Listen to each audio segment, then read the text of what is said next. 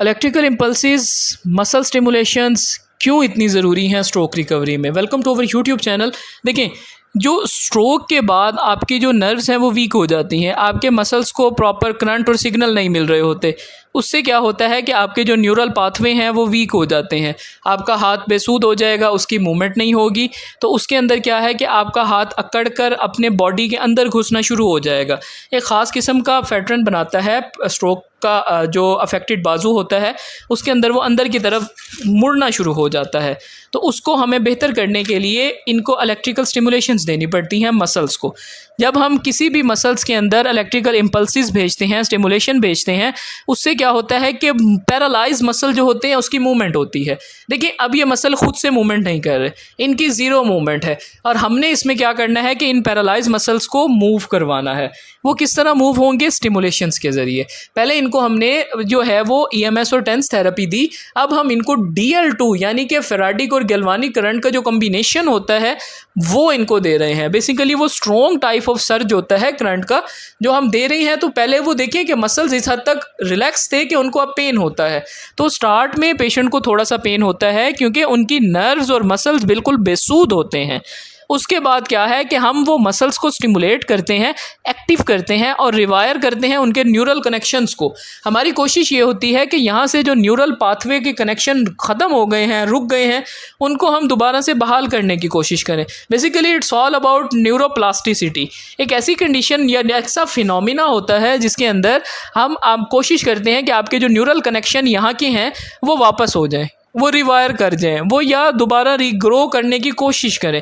क्योंकि ये यहाँ पर अगर स्टिमुलेशंस दे तो रिवायर होते हैं, रीग्रो बहुत कम होते हैं। तो इसीलिए जो कनेक्शन आपके यहाँ पर आए हुए हैं और बचे हुए हैं, हम उनको कोशिश करते हैं कि स्टिमुलेट कर कर बेहतर किया जाए। ये इसमें क्या होता है कि पैरालाइज मसल बिल्कुल मूवमेंट नहीं करता, उसकी जो इंगेजमेंट होती है आपके नर्वस सिस्टम के साथ वो नहीं होती।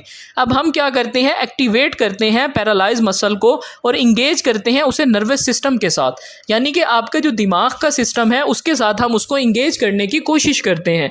तो वो किस तरह करते हैं, वो हम स्ट्रॉन्ग टाइप ऑफ स्टिमुलेशंस देकर करते हैं। देखिए, इससे जो है वो पैरालिसिस की यानी कि स्ट्रोक की रिकवरी बड़ी अच्छी होती है।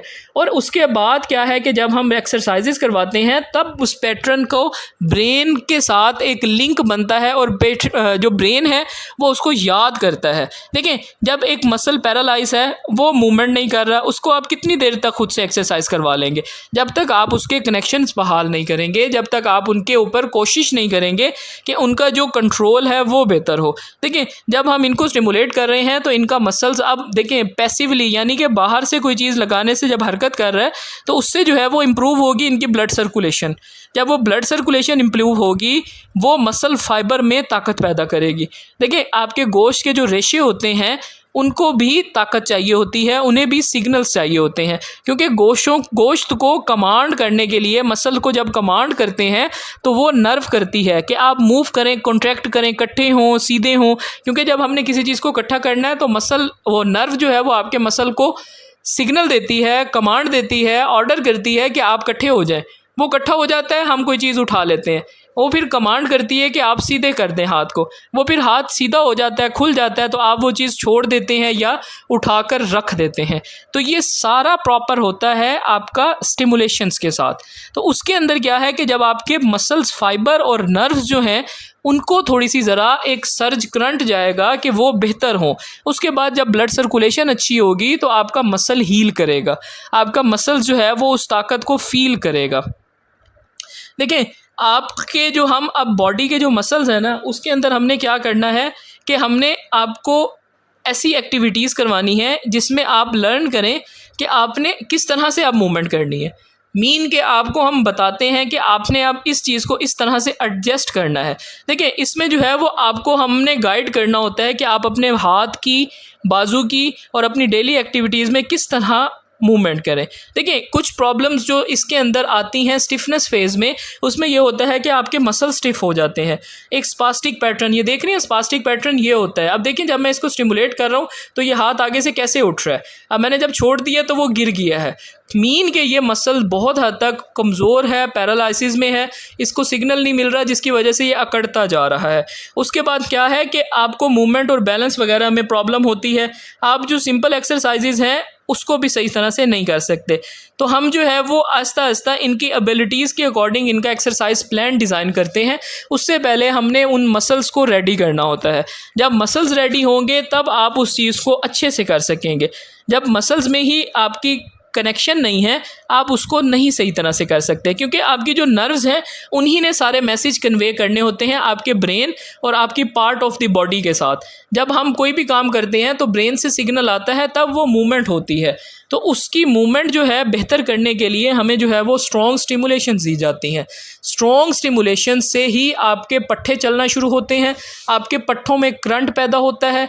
आपके पट्टे जो हैं जो एक जगह पर रुके हुए हैं और उनकी मूवमेंट नहीं है, तो इसको करवाने से क्या है कि वो वहाँ से खुलते हैं, उनकी मूवमेंट होती है।